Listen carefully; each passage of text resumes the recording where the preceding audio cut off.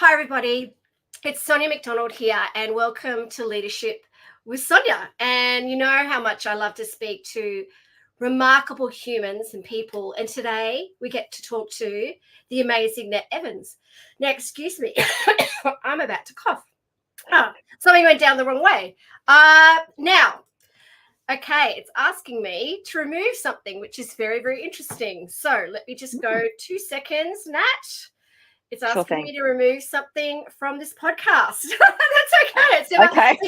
It's never done that before on this live or this podcast. But as you can see, I've put in her amazing bio in the blurb about what we're going to be talking about today, and all about the amazing Nat and her incredible background. And she's also launching this incredible summit called the Menopause Summit. Which again, you know, I've been talking a lot about menopause and leadership in the last few months, and make sure you check out her bio and her background in the summit, because it is pretty amazing. And she's actually, if you're listening to this and not watching it, she's drinking something brown in a glass bottle, which looks not very tell you more. I'm like, what are you drinking? What is that? It looks like dirty brown water, but anyway, I'm sure it's amazing. So, Nat, welcome to Leadership with Sonia. Thank you so much for having me, Sonia. It's a pleasure to be here. Fabulous. So tell us your story. Okay, so with regards to me entering the health and fitness space, which is where I am now, I work on the daily with women transitioning through all stages of menopause, but that was about 17 years ago. And I was actually in a corporate role. I was working in sustainability for a big player in the banking world. And I decided I'd open a gym because I couldn't find a space where at 38, I felt comfortable exercising. And I thought for sure there must have been other women that felt like that as well, that they felt like they weren't being served. And so I opened a gym with no background in that industry, because I'd had a corporate background, studied business, economics, but also had worked in hospitality for a very long time and loved that world as well. Opened a gym. And then as I aged, I realized more and more that I wanted to serve women who were aging with me. And so as I transitioned through the perimenopausal years, and quite a few things came up for me, as they do for most women transitioning, I decided to really educate myself in that space, and then to niche down into that in 2018 and make that my whole focus. So along the way, I've become a movement and exercise coach. I'm a nutrition coach. I'm a health coach. So I'm really a holistic coach who works with women primarily 35 plus. So, and we've got some people watching and commenting. I would love to know why. Like, why did you decide to focus on in 2018? Why did you decide to focus on this, like in terms of this into this space of menopause? Yeah. So, you know, I was 48, so I'm 54 heading to 55. So I was 48. So I was right in the midst of things. I'd been diagnosed previously in my 30s with a long list of autoimmune conditions, and more as women were approaching me, and in the first instance, you know, they come to me and they would say, I want to start exercising. And what I realized is they didn't have the readiness. And by that, I meant that, you know, the ducks weren't really in a row. They were overloaded, they were stressed, they were tired. There was lots going on that hadn't been looked at empathetically, and they really weren't ready to exercise, and what they needed was a more holistic approach. And so I realized that that's the transitional phase. We need this multidisciplinary approach to menopause. And so I decided to niche into that, educate myself, build myself a beautiful network of allied practitioners, so that women when they came into my world saying, I'd like to exercise, I had the capacity to serve them, meet them where they're at, and then if needs be, on refer within my allied network, which I do more often than not. But that was really the driver, because, you know, it was resonating with me. It was the same story, woman after woman walking in the door, who did not feel like herself, didn't feel like she had the capacity. You know, the story was being told that she had to exercise hard and she had to eat less, and, you know, which is incredibly detrimental. And so I just thought there needs to be a better way. There needs to be a better way to serve women.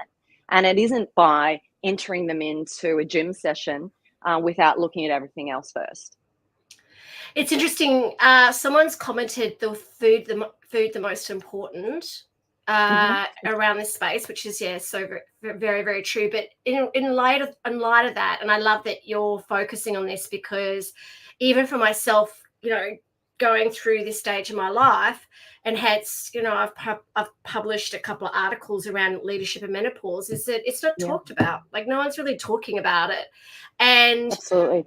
And I remember meeting, Helen, who's on your great team, and we were talking about Naomi Watts. This, obviously, she talks about it, but what about real people, real women? We need real women out there talking about it more.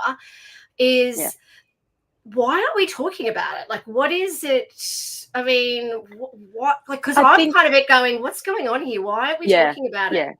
Yeah. I mean, there's certainly more talk now. I think particularly since COVID, and you would see some menopreneurs, as I like to call them, that, some, famous people coming up through the ranks with their products to address, the transition and what women are experiencing.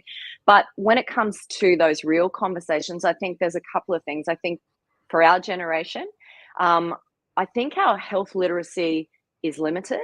And I say that with love. Because I think, this is me at 54 saying this. When I was 20 and I went to a doctor, and all I was offered for, when I presented with periods that I didn't think were normal, for example, I was offered birth control pills. Now, I would say that most women in our generation were offered the same kind of thing. So, and we didn't make informed decisions, because I absolutely do not remember a doctor telling me that if I took a birth control pill, I wouldn't ovulate, that I wouldn't actually have a period, that I'd have a pill bleed, and they're two different things. So I think from a health literacy perspective, our generation weren't educated well. You think back to when we were at school in the 80s. I mean, we really didn't understand our menstrual cycles. And then I think that's just flowed through our generation. I think we haven't had those conversations decade after decade after decade about what we're experiencing.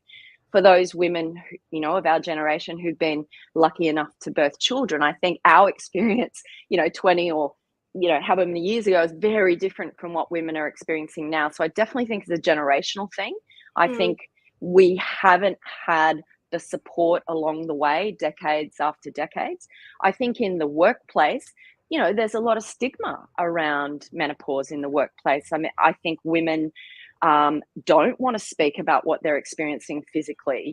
They don't want to be the odd one out, just say they're on a floor plate full of men who aren't experiencing hot flashes. They don't want to talk about it.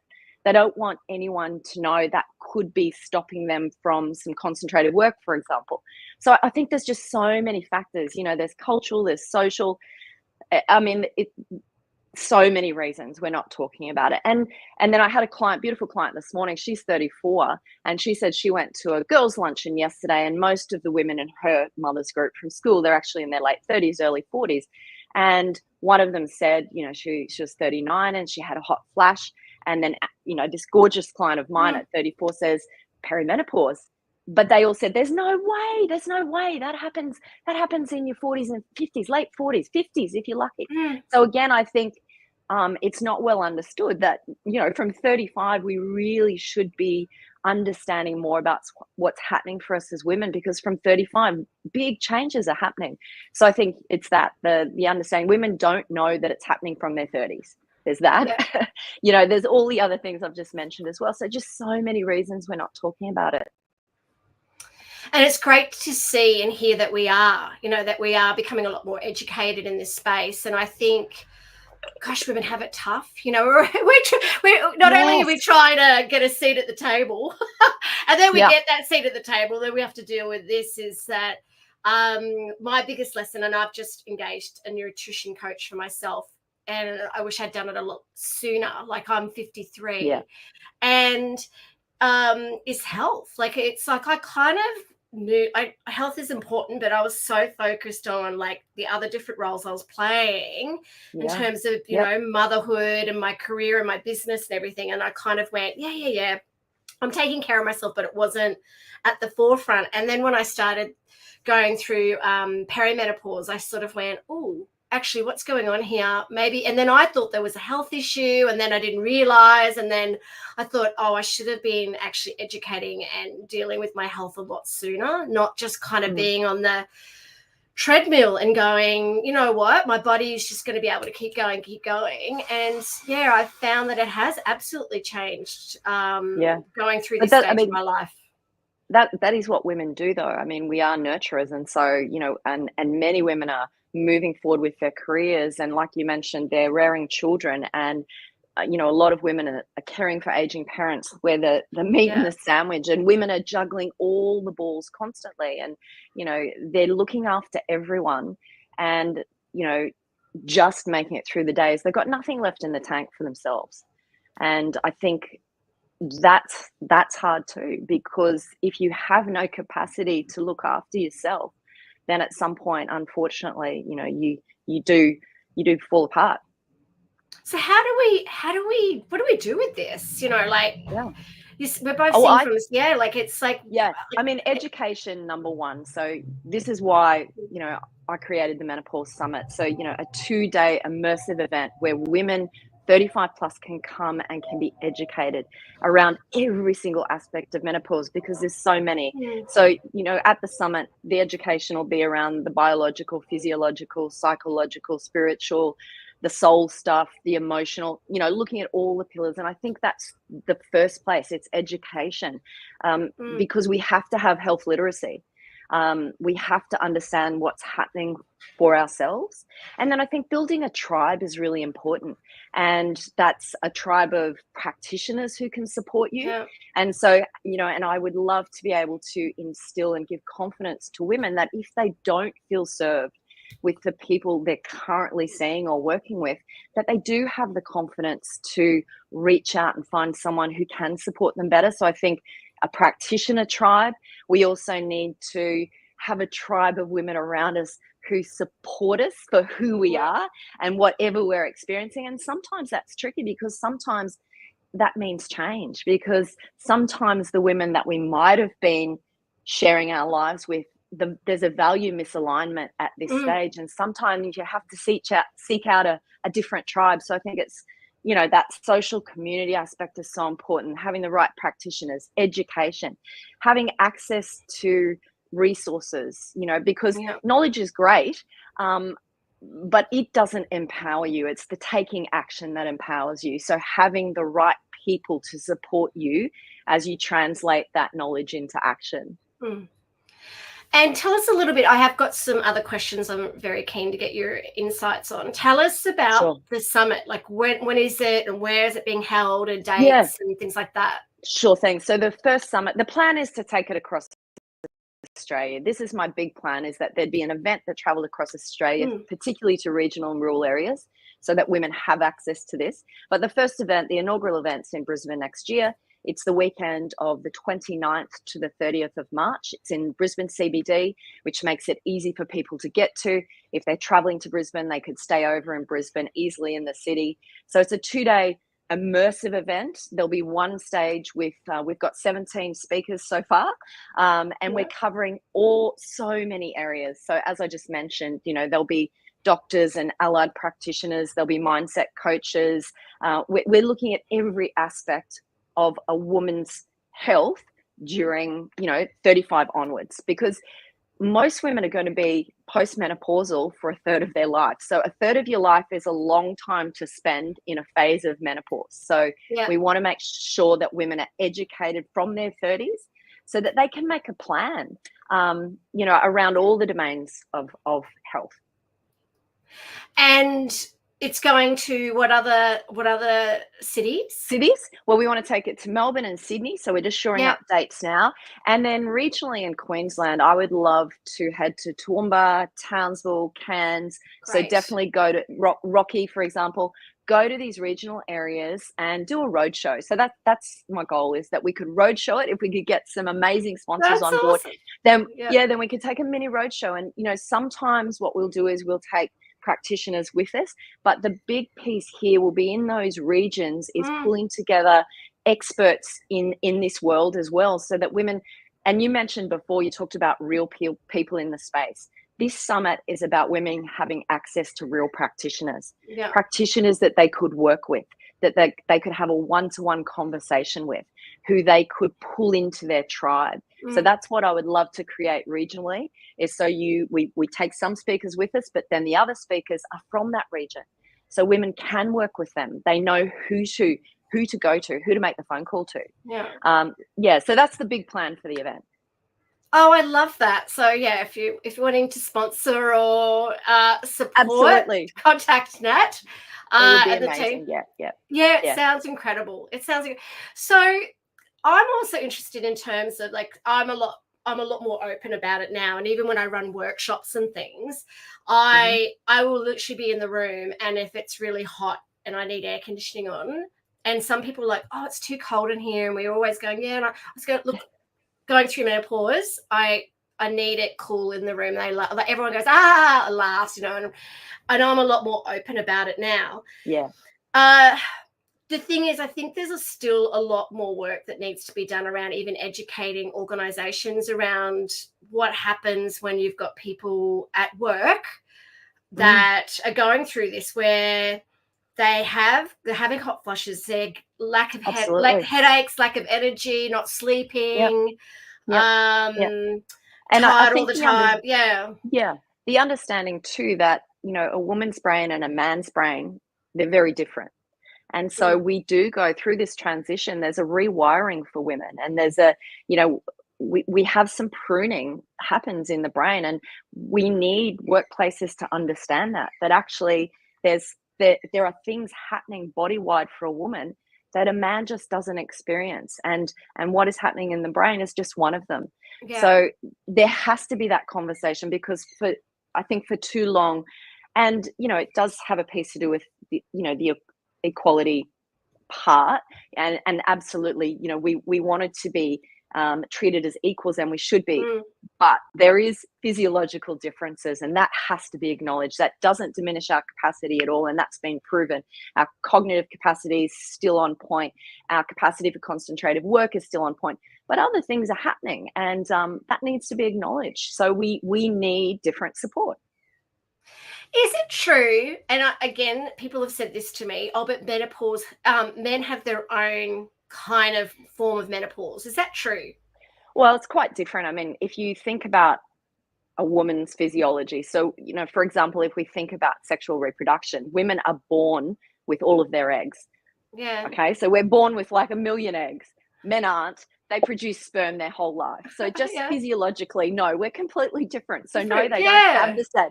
They don't have the same transition, because, you know, decade after decade, menstrual cycle after menstrual cycle, we're releasing eggs until, you know, there's 100 at menopause, you know, from 1 million, for example. So no, there's very different things happening.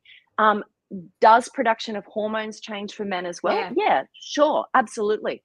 But is it at the same as what we're experiencing? No, definitely not. No, definitely not. And are they having the rewiring of the brain the same way? No, absolutely not. So no, there's very, very different physiological things happening for women that men aren't experiencing. So, you know, men are still producing sperm constantly. We are not producing eggs. So we're you know, declining. Our hold of eggs is declining through our life. So very, very different things happening. Oh, yeah. I thought, it was very interesting. A few people have said that to me, and I thought, really? Like, I can't. Anyway, it's and I'm not in your space, so that's why I thought, what are you drinking? You must tell us you're drinking out of this. and often people say, is that bone broth? So no, it's not bone broth, but I do, you know, in my 1 liter glass jar, put all the things I know that nourish this phase of my life. So I take minerals and electrolytes are in here. I love collagen, a really good quality organic collagen, you know, so my amino acids. I take vitamin C to make sure that the collagen does its thing inside the body. I've also got a few other bits and bobs. I've got omega-3s. That's sort of the number one thing in here, aside from the others I just mentioned. So I take a really, really good quality fish oil and polyphenol. So yeah, it's an incredible combo. It actually tastes delicious. And I encourage my clients, because one, a lot of women don't drink enough water, and water is really important through this stage of life. So having a big bottle that looks like this makes you, you know, pay attention and notice it. But also, we do need nutritional support. To be honest, I have not had a woman who's walked through my door who hasn't needed some extra nutritional inputs. And so this makes it easy to be compliant because you just put all the liquid into a jar and you drink it, because we know that taking capsules doesn't last for a lot of people. So I try to make it easy for people. This is all food-based. This is food-based supplementation, not synthetic. So yeah, a really natural way to get the good things in. Oh, wow. I love it. That's awesome. Yeah. You'll have to share the recipe. We want to make it simple. Yeah. See? Yeah. Absolutely. We need to make this, these health endeavors really simple for women, because the last thing we want to do is add more stress to a woman's life, because you know what? She's already got too many balls in the air and she is stressed already. Yeah.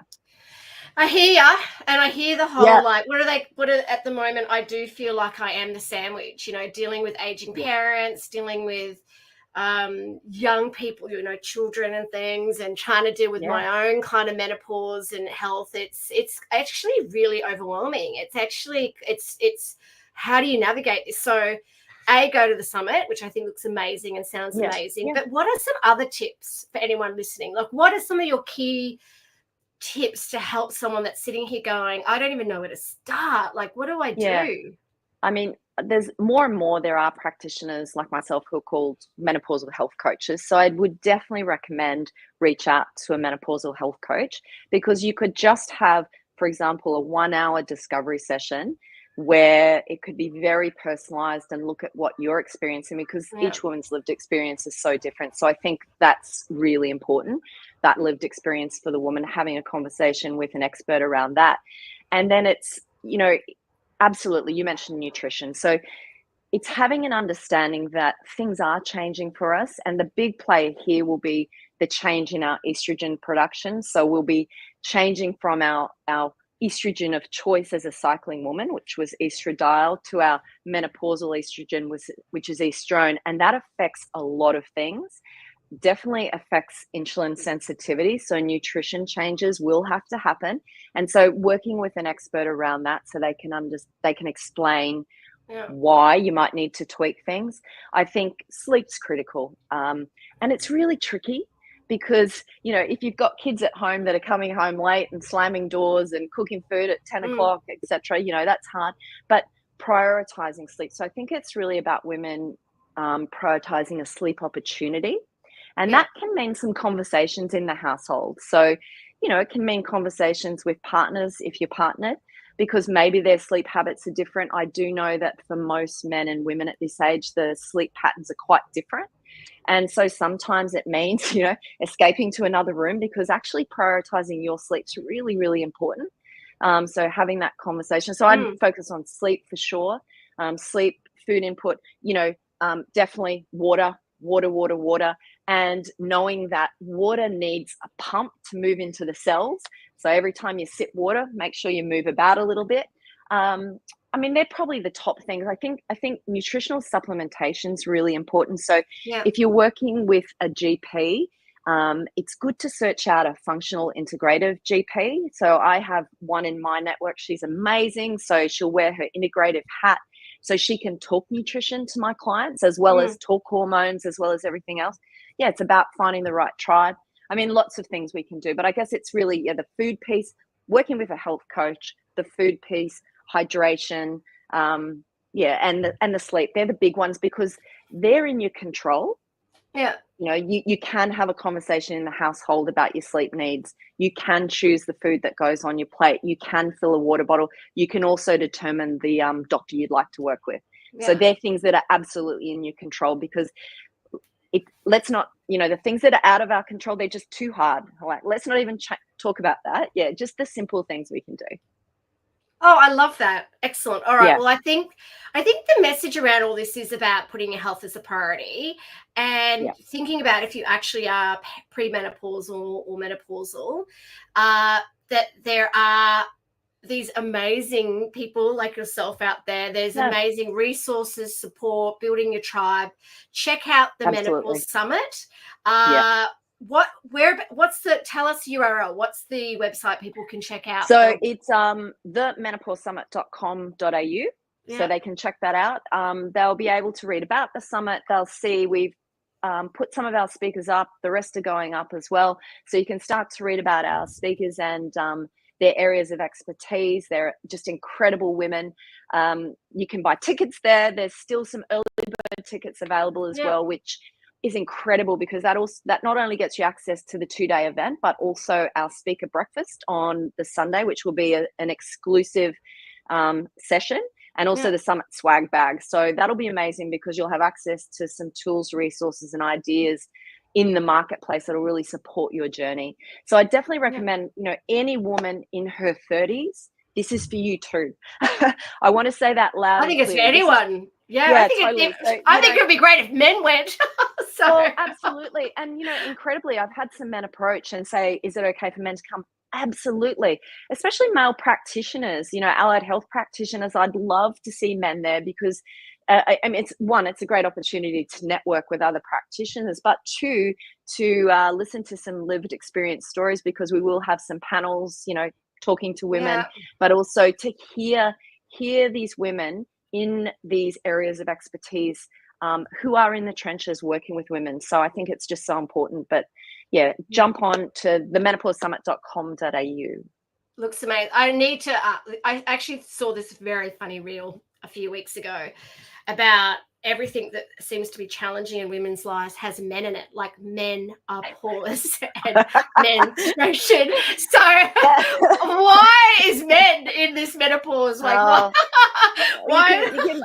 You can blame the Greeks for that. You go back through the language and So it's like tracing the word for hysterectomy and to hysteria, and if you look at where the words came from, and that's the patriarchal society system that we've honestly that we've lived through for eons, but there's real change coming, and I'm really blessed in my world. There are some incredible male practitioners. So for example, my male movement coach, who works incredibly beautifully in this space, is just he's incredible. So we've got some great men coming up through the ranks. We do. Which is wonderful. It is. But we need to spread the word more and more. I agree.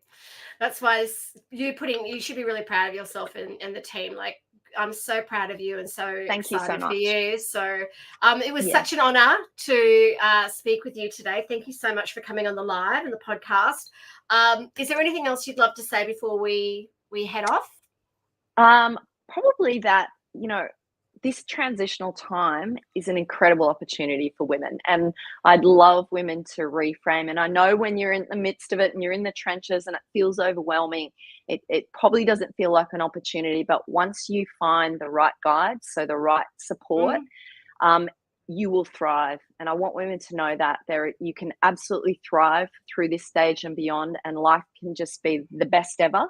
But it is about finding the right support. And so just reach out, ladies. Reach out if you need support. And even if you're not in Queensland, I'm in Queensland, I can guide you to women around Australia who can support you. Excellent. Thank you so much. And thank you for everybody listening today. It was such an honor speaking to the amazing Nat. And if you'd love to be on any future podcasts, please go to soniamcdonald.com.au. Check out our awesome speaking, coaching, workshops and leadership programs under Leadership HQ, and also the launch of the Leadership Collective, which is amazing as well, with our leadership awards and membership. So you'll have to nominate that because we've got amazing leadership awards happening in 2025. So we'd love to see. That sounds amazing. Oh, thank you so much. They are amazing. Wow. So thank you so much. Thank you. And can't wait to see you at the summit. Amazing. Looking forward to it. Thank you so much, Sonia. Anytime. Thanks.